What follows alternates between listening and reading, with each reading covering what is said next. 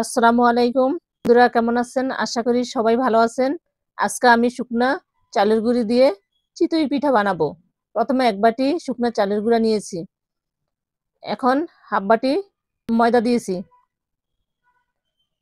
স্বাদ মতন লবণ দিয়েছি।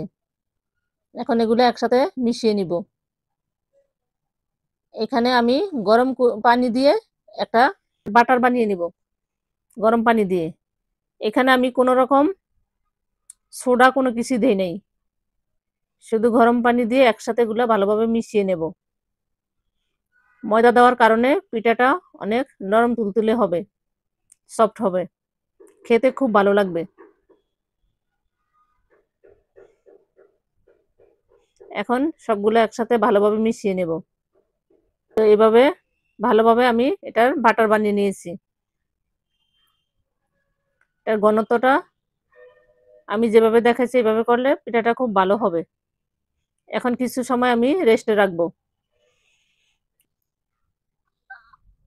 এখন আমি ঢাকনাটা খুলে আবার একটু নেড়ে একসাথে মিশিয়ে নিব। বানানোর সাজ নেই, তবে আমি রেগুলার যেভাবে রান্না করি সেই কড়াইয়াতেই আমি পিঠা বানাইতেছি।